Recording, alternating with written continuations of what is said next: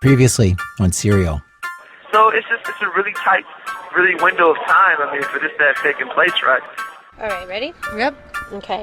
So I started it's 2:51, and we're making a right out of the Best Buy parking lot. Isn't that sort of tantamount to saying, I think Jay's telling the truth? I'm saying I think the cell phone was in Lincoln Park.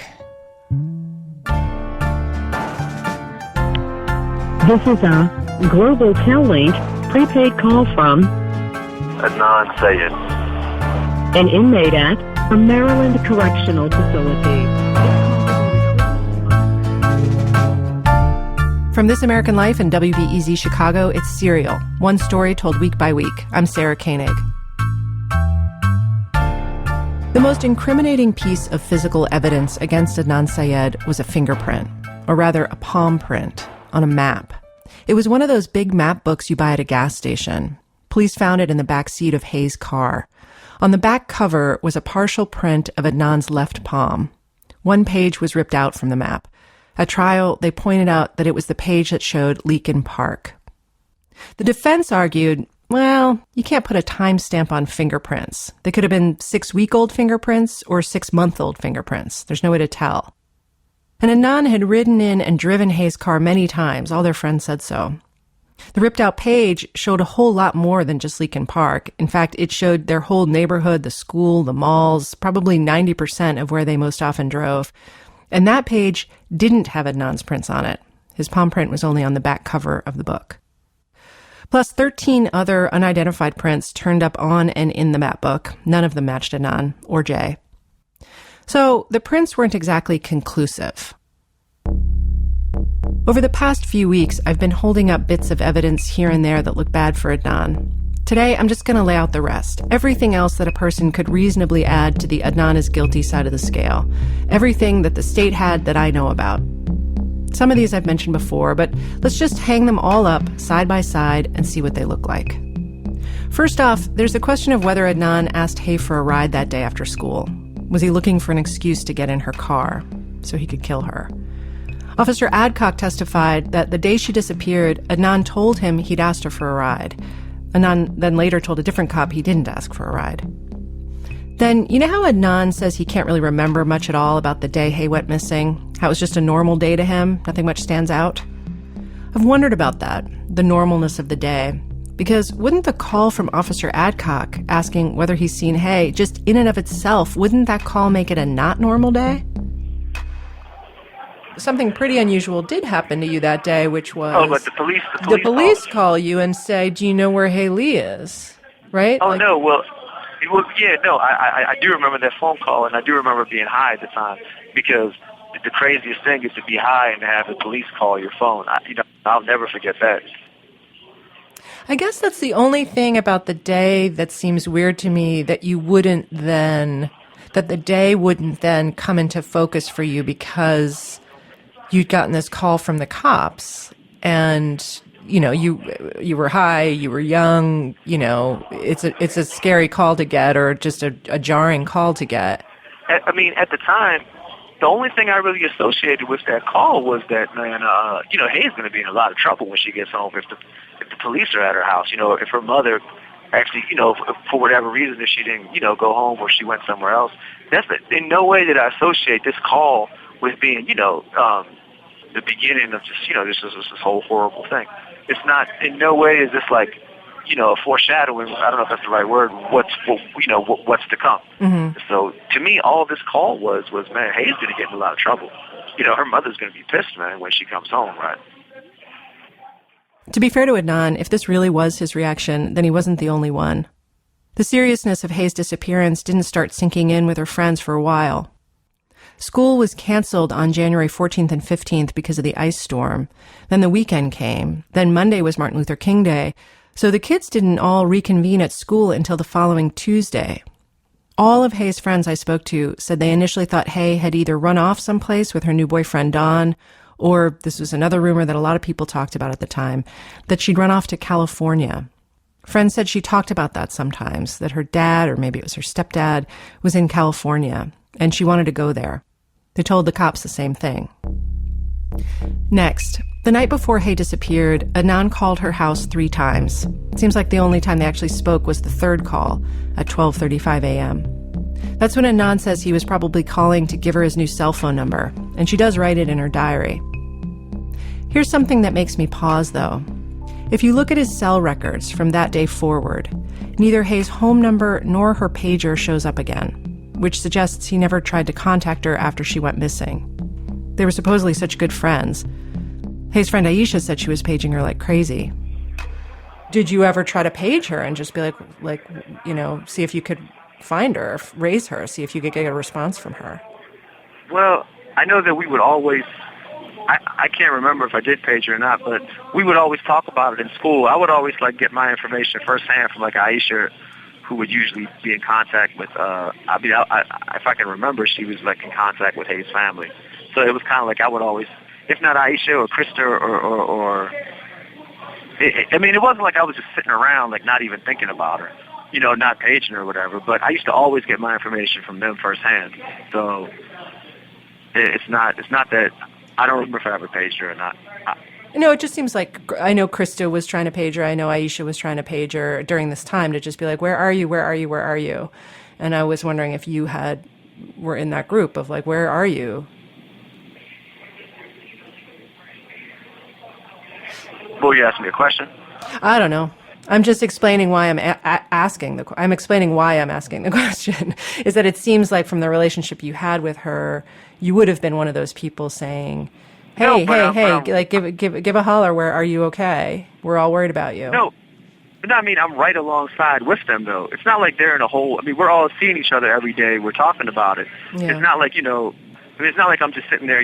Whenever Hay comes up in a conversation, I'm leaving, going to another side of the classroom or something like that. I'm just as involved as they are. Yeah. Yeah, so, I don't,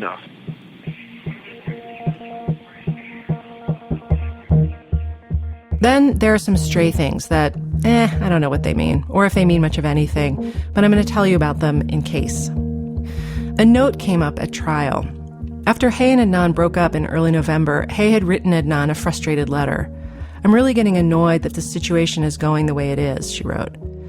"People break up all the time. Your life is not going to end. You'll move on and I'll move on. But apparently you don't respect me enough to accept my decision," unquote. Aisha Pittman read this note at trial. Hay was her best friend. Adnan had shown Aisha the letter, apparently in health class, and they'd written notes to each other on the back. Aisha in pencil, Adnan in pen. They were joking, making fun of Hay, making fun of themselves. It's all just silliness. But then at the top of the page, it says, "I'm going to kill," in pen. I talked to Aisha about it. And, did you take any of that as menacing or anything, or was it just part of the joking of the note? So no, it just seems like you guys are just messing around. So that wasn't on the note when I was writing with it. So to see it later, it was one of those things where it's that's weird to see that, but I don't know when that would have been written or what the... Oh, that wasn't part of the conversation? No. Because I remember, once you read through it, it was just, on it, it was our conversation on letterhead, and then at the top of it, it was kind of out of context. Okay. Did you take it to mean anything? Did you take it to be meaningful, I guess? I don't know, because when I'm first seeing that part of it, it was sitting in court having to read the rest of the letter. Police had found the note when they searched Adnan's house. But who knows about that one, right? Seems like a detail you'd find in a cheesy detective novel. The other one I'm not sure about is this kind of stray report in the police file. A guy named Dave had called the cops and said, "My daughter just heard something about a dead body." Dave told the cops it was the neighbor boy who mentioned it. Dave names the neighbor boy, but I'm just going to call him the neighbor boy. Here's Dave.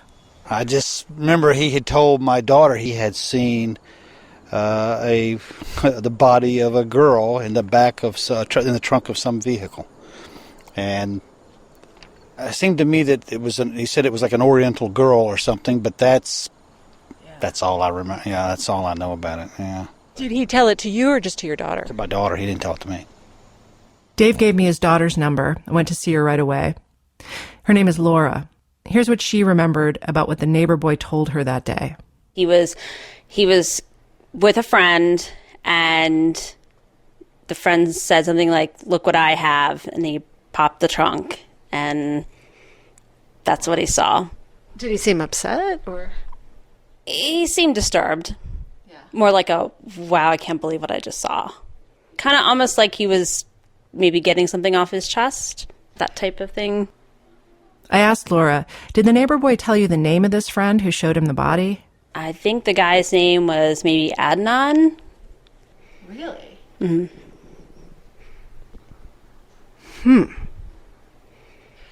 So this guy said, my friend Adnan showed me the body of a girl in the back of a car? Mm-hmm. Yes. Do you think he was telling the truth? Yes. Laura didn't go to Woodlawn. She didn't know Adnan. She'd known the neighbor boy since they were little. They were friendly. Laura said she never spoke to police about this. They never questioned her. So this sounds really, really bad, right? That there was another witness besides Jay who saw Hayes' body, who saw Adnan with Hayes' body. That's huge. But I called the neighbor boy that same night. He's now somebody else's neighbor, and he's a man. He was affable and patient, and he wholly denied this episode. He was pretty convincing. He said, quote, "The only dead body I've seen is on TV, God's honest truth, except for my great-grandmother. She died when I was like 9. The neighbor man said he wasn't friends with Adnan. He was friends with Jay, though. They smoked weed together. I suggested maybe Jay told him this story and he kind of appropriated it and told it to the neighbor girl to freak her out. And he said, no way. Quote, "I wouldn't kid around about something like that." The man told me the cops came to see him in '99 and he told them the same thing. They didn't know anything. And he wrote out a statement to the same effect to a private investigator who was working for the defense in Adnan's case. I've read it. This is what's weird. That original police report about Dave and his daughter Laura, it's dated April 28th. By that time, Adnan had already been in jail for nearly 2 months. But Laura was under the impression that whatever happened to her neighbor had just happened. She told her dad right away, and he called the cops right away.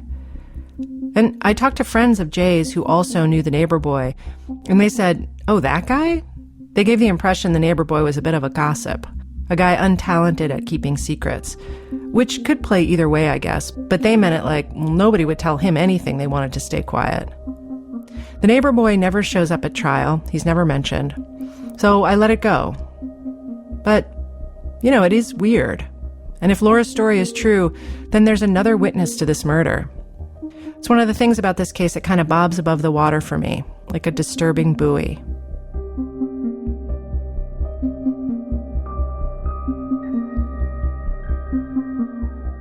Then there's Kathy. That's not her real name, and we've changed her voice, but I'm calling her Kathy. I've mentioned her before. She saw Adnan and Jay together, acting suspiciously, the word she uses is shady, at a critical time that evening of the 13th, the day Hay disappeared. If you go by Jay's story, he brought Adnan to Kathy's apartment after he picked Adnan up from track practice. So after Hay had been killed, but before they went to bury her body. It was about 6 o'clock at night. And they all three, Adnan, Jay, and Kathy, acknowledge being together at the apartment. There's no dispute about that. Kathy was a close friend of Jen's. They were sorority sisters. She knew Jay a little bit, but only through Jen. She didn't know Adnan at all. So here was an acquaintance, Jay, and a stranger who suddenly show up at her door. Kathy remembers that night pretty clearly. Her boyfriend Jeff was there at the apartment, too. And I was kind of surprised, like a little confused, because he didn't come unless, you know, it was with Jen, and nobody had called to say, like, hey, are you guys home? Do you want to hang out? Nothing like that. So it was a little strange that he would just pop up at the door. And I remember him being like, you know, do you want to smoke? Do you want to hang out? And I remember being like, well, hang on a second, and asking Jeff, you know, if he wanted to, you know, I was like, Jay's at the door. You know, Jeff was like, for what? And I think he wants to hang out. And Jeff was like, so, you know, that's cool. So Jay came in and he introduced his friend. I don't think he introduced him by name. I think he was just like, you know, this is a friend of mine. Kathy remembers Jay sat over by the table and Adnan settled on the floor on some big cushions that were there and didn't speak. I remember the guy wasn't doing a whole lot of talking. Like, he was just kind of like slumped over amidst all my cushions. And I kind of like thought it was really strange. Like, who is this guy? You know, like, who is this guy? When I first heard about Kathy's statement and her testimony, it didn't seem like a big deal to me. This is a girl who says some kid she didn't know who was high was acting strangely in her living room. I've been that girl, for Christ's sakes, having to deal with a stoned friend of a friend on the living room floor. And I've probably been that weird guy on the floor at least once. But listening to Kathy tell it, all these years later, the way it stuck with her, how she describes the whole night as just feeling wrong, that also made it stick with me.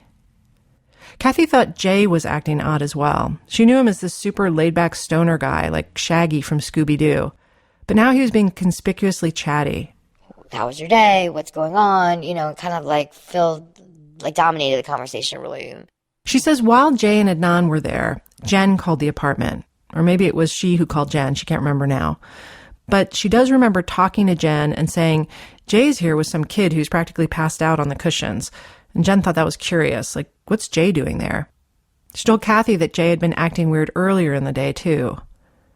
The story Kathy's telling is pretty close to what she told the cops during the investigation. Detective McGillivray interviewed Kathy in March of '99, after Adnan had been arrested. She told him back then she remembered Adnan saying only one thing to the group. How do I get rid of a high? And he asked, how do I get rid of a high? I have to go meet someone and go do something, and it's really important. And everyone was like, you just have to let it, Jay was like, you just have to let it go. Do you have any idea where he was going to go? Who he was going to meet? No, he didn't. I'm not clear whether I remember him saying I have to go talk to someone, I have to go meet someone, or I have to go do something. I'm not sure. I remember him expressing that it was really important what he had to go do. He didn't specify what. Okay. There are 3 incoming calls on the call log that ping towers near Kathy's house. 6:07, 6:09, and 6:24 p.m. That's the longest one, for a little more than 4 minutes. We don't know for sure who they're from, but Officer Adcock testifies that he calls around this time, and he thinks the 6:24 call was probably him. And Hayes' brother, Young, also calls Adnan around this time, looking for his sister. We don't know who the third call is from. Kathy definitely remembers Adnan getting one phone call while he was at her apartment. She says they're sitting around talking. One of Kathy's favorite shows is on the TV, Judge Judy. The phone rings and, he hadn't said anything the whole time he had been there. So when he answers the phone and he's saying, well, what am I going to do? What am I going to say? They're going to come talk to me. What am I supposed to say? And I remember him sounding very worried, concerned, like this was, whatever was happening was not good on the other line. And I remember being like, wow, wonder what he's, eavesdropping basically, wondering what was going on. And then not too long after he hung up the phone, he left, just bust out the door, left. Jay follows Adnan out, leaves his hat and smokes behind, Kathy says. They go downstairs, and then she says they get in a car and just sit there in the car for a while. And so now they're outside in the car, and I remember going to the window like, what are they doing? Jeff, they're in the car, they're just sitting there. What the hell is going on? Just finding the whole situation super odd, super strange. And Jeff, he just didn't give a shit about anything. It doesn't matter, who cares, And I just remember being like, what is going on? And was it like you'd never met the other guy before Adnan, right? So you didn't know what was normal behavior for him. Well, clearly it was not normal behavior for, anybody. That was just, regardless of, whether you know him or not, clearly you could tell something was going on. Something was going on that wasn't good. And, it was just strange behavior for anybody. I think that's been the one thing I've always remembered, like how he said it, how he looked when he said it. He's definitely panicked. And he's definitely worried. And I can imagine if I was in the position, that's what I would have been saying on the phone to my best friend. My God, what am I going to do? They're going to come talk to me. What am I supposed to say? Trying to come up with some story quickly.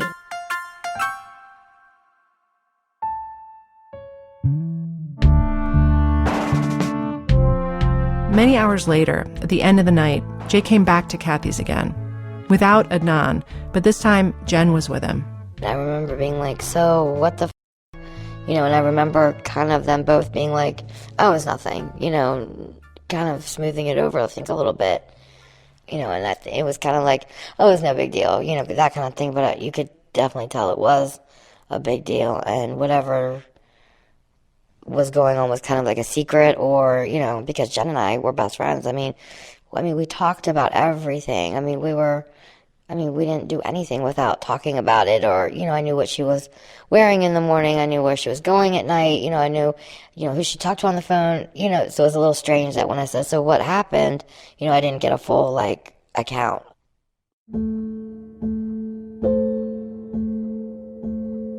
The next time I talked to Adnan, I told him how Kathy still remembered all this stuff, how shady the whole scene was for her. And he said that on a bunch of levels, what Kathy had to say didn't hold much water with him. First of all, if someone had called him to warn him the police were about to call, why would he then answer the phone when the police called? I mean, if I was expecting the police to call me, I probably wouldn't have answered my phone then. You know what I mean? I could have just turned the phone off or something. That's a good point. Common sense, if we're going in the scenario, if I'm trying to avoid the police, you know what I mean, then I wouldn't pick up the phone and engage them in a conversation. Well, but there's also the other thing where you're just like, just act normal. Everything's normal. Sure. Hi. Yeah. I don't know. I saw her after school. I don't know. Where you try to just play it cool.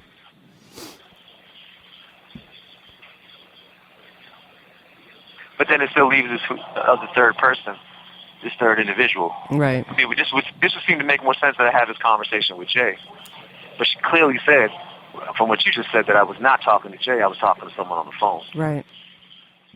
Right. Her story would imply a third man, a co-conspirator, someone Adnan would be on the phone with who clearly knew about the murder. So who would this third caller be? So now who is the third person on the phone? So at some point, her memory either benefits me or it doesn't benefit me. I mean, that's a hard one. Her testimony does not look good for you, because she's not really connected to Jay. She's not connected to you. She's a little bit more objective, I would say. And she really thought you were acting very strangely, So it's not good for you, what she has to say.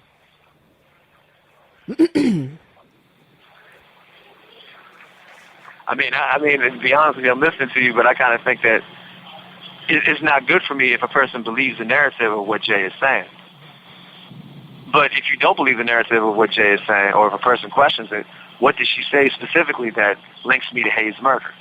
She didn't say that she saw me with any type of equipment or materials or dirty clothes or disheveled or anything like that. From what I gathered, I don't know. I mean, certainly, there's some things I'm going to yield, but I'm definitely not going to yield that, if something that I feel really, all this this is in the context of her believing, okay, well, maybe he did this or he's charged with this, and you know what, now all this stuff makes sense or whatever, which in and of itself may not have been that strange had I never been charged with this. I seriously doubt she would have gave this a second thought had I never been charged with Hayes' murder. Maybe. Maybe not.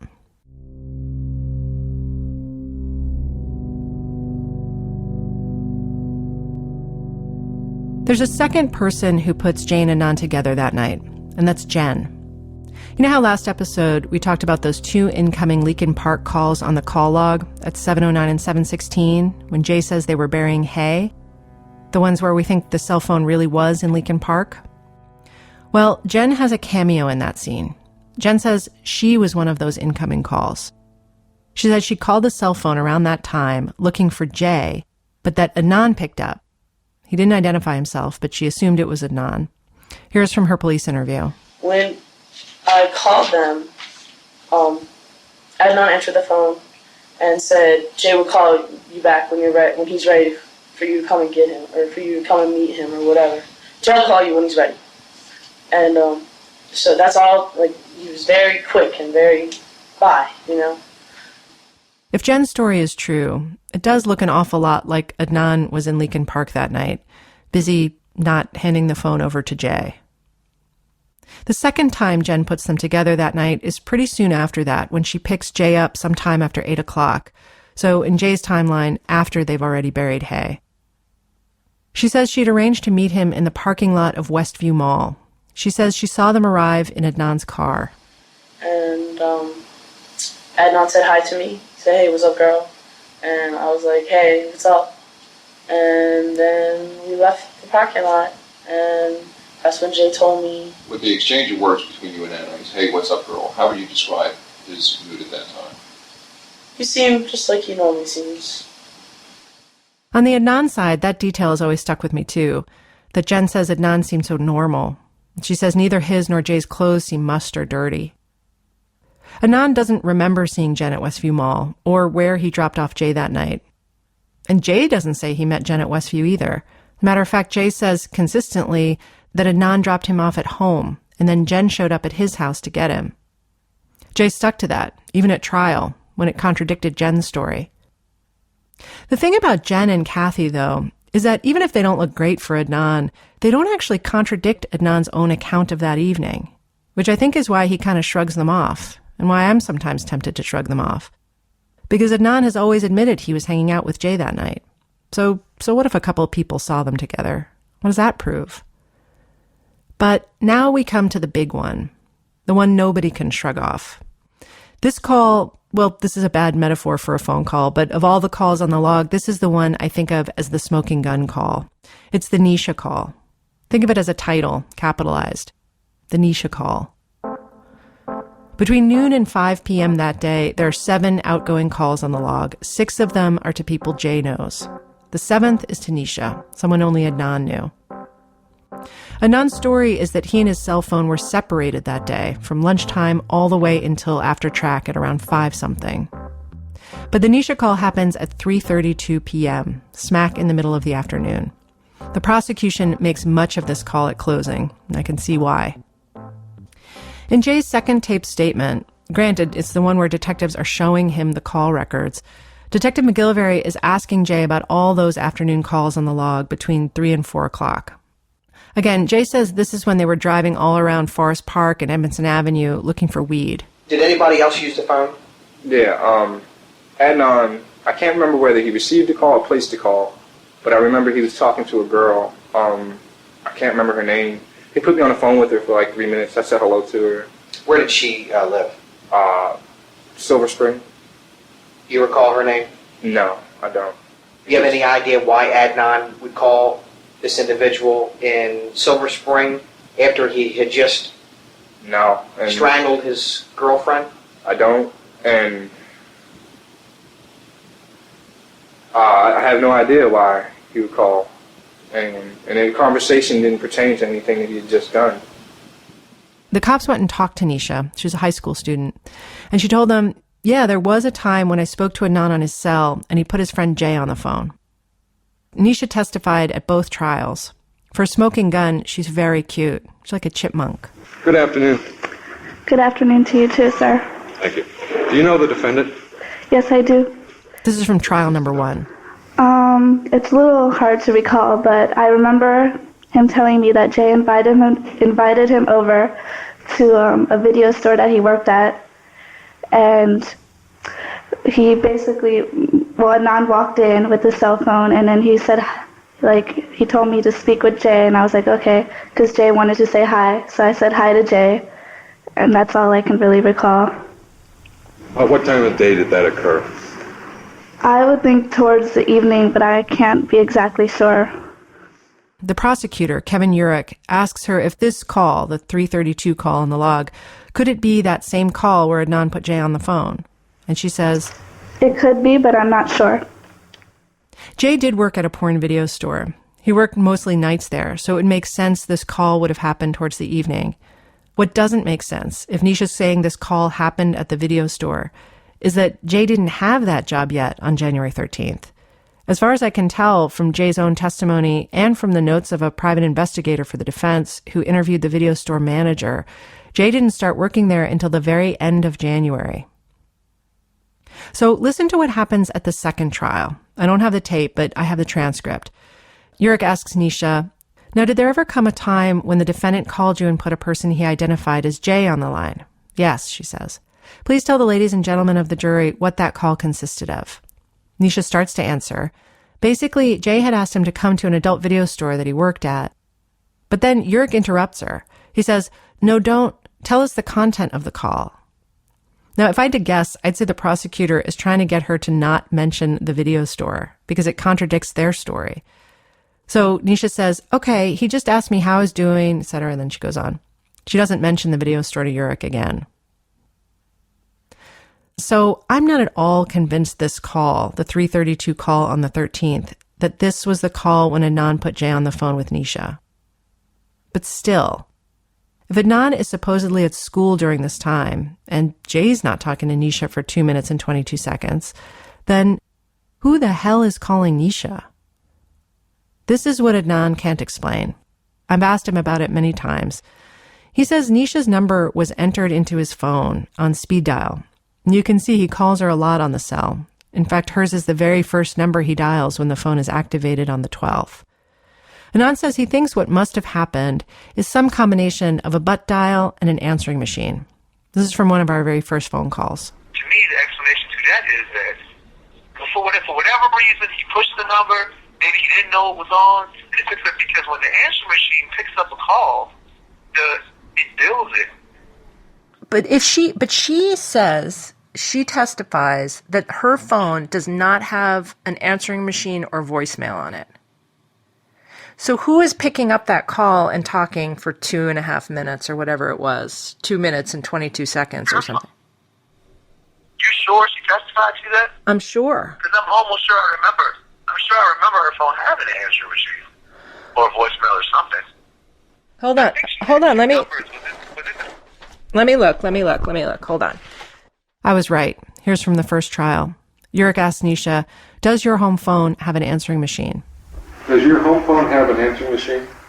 Not this phone number, no. And I couldn't really explain it, but I can say for sure, absolutely 1,000% sure that the only time I ever put Jay on the phone with her would have been at the video store, and I absolutely was not in the car with her at that time. So whether it's another way the phone activates or if it was, I can't explain the billing of it, but I can for sure 1,000% say I was not in the car with him at that time, or did I have access to the phone at that time because I was at school that day.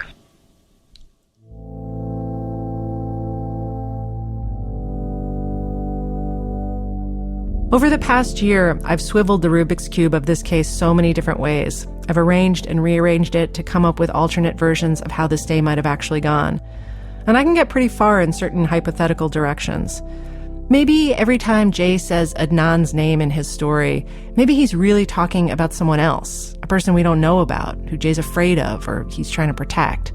I mean, Jay's got the car, Jay's got the phone, all these calls are to his friends. And then I remember the Nisha call, and the whole thing crumbles. No way around it. The Nisha call is a big, fat problem for Adnan.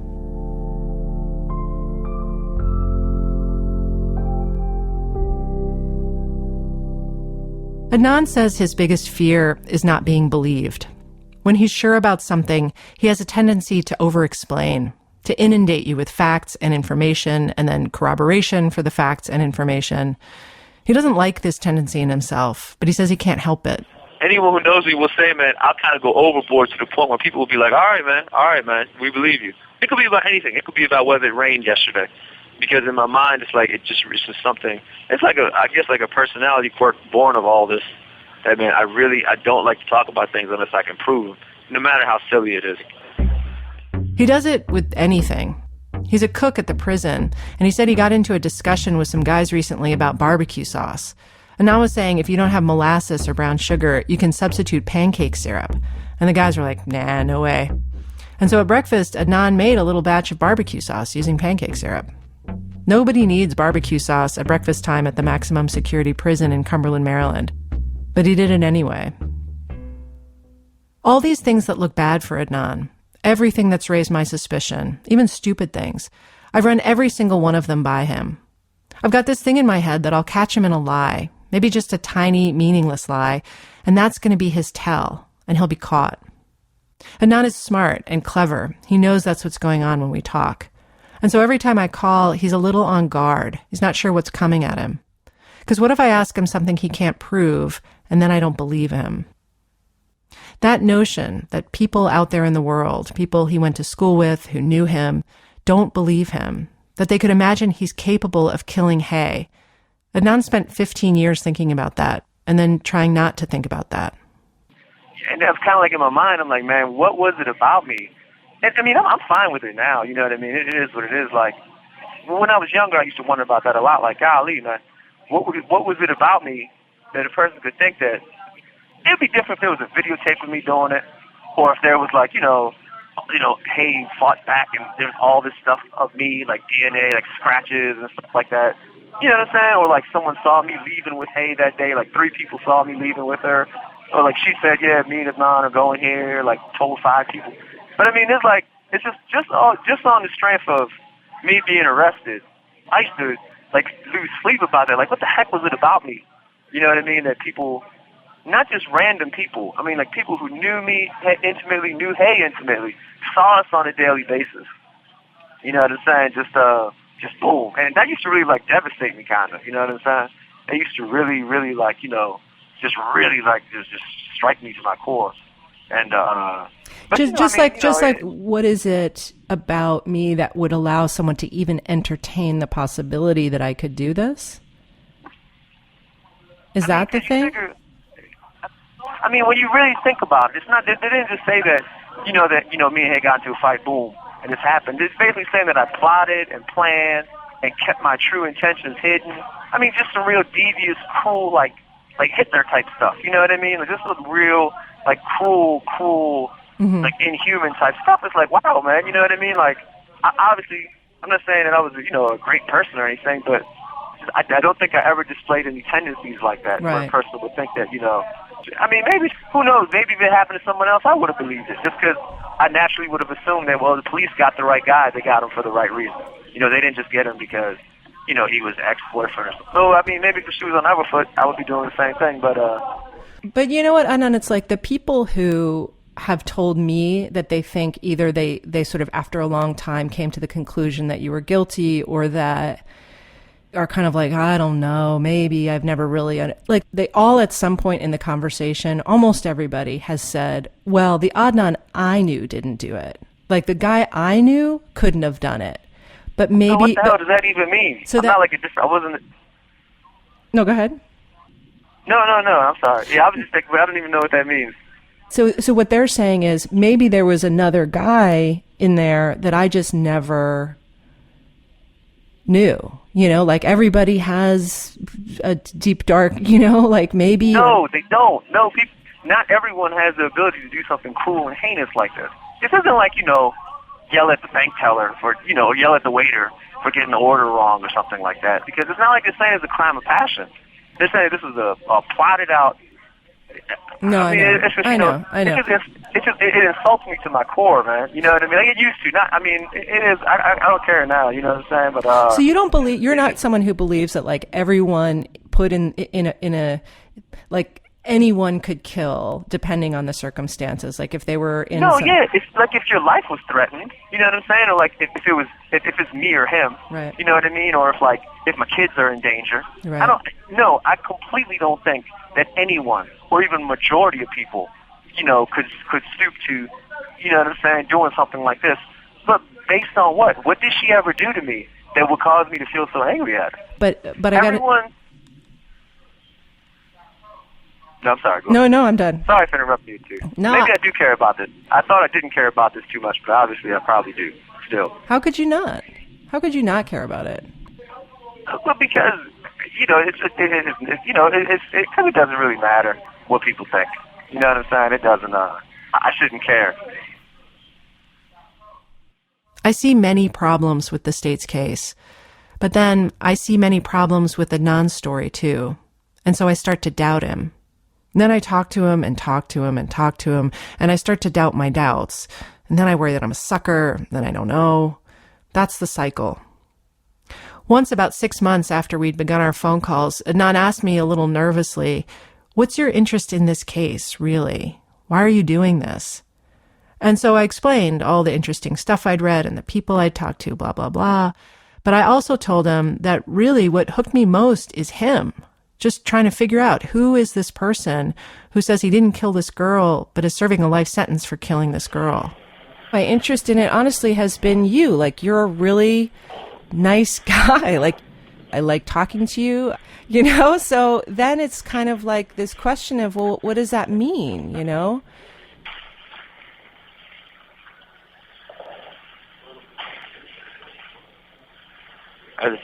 Yeah. Oh, I mean, you don't even really know me though, Koenig. You don't. Maybe you do. Maybe I mean, I don't. We only talk on the phone. I don't understand what you mean. I'm not. I mean, it's just weird to hear you say that because I don't even really know you. But wait, are you saying you don't think that I know you at all? I mean, for you to say that I'm a great person, I mean, like a nice person, you know what I'm saying? I don't know, like, I've only talked to you on the phone a few times. I guess you investigated me back then. We had this conversation in July. By then, we'd logged at least 30 hours on the phone. I've talked to Adnan way more than I've talked to a lot of people I think I know, people I consider friends. So I was confused by this. This is the closest thing to hostile Adnan has ever gotten with me. The next day, I came back to him about it. And so I was a little bit taken aback, and I still, I guess, feel a little taken aback that, what do you think I don't know about you? Well, to be honest with you, I feel like I want to shoot myself if I hear someone else say, I don't think you did it because you're a nice guy, Adnan. So I guess you wouldn't know that, but I've heard people say that to me over the years, and it just drives me crazy.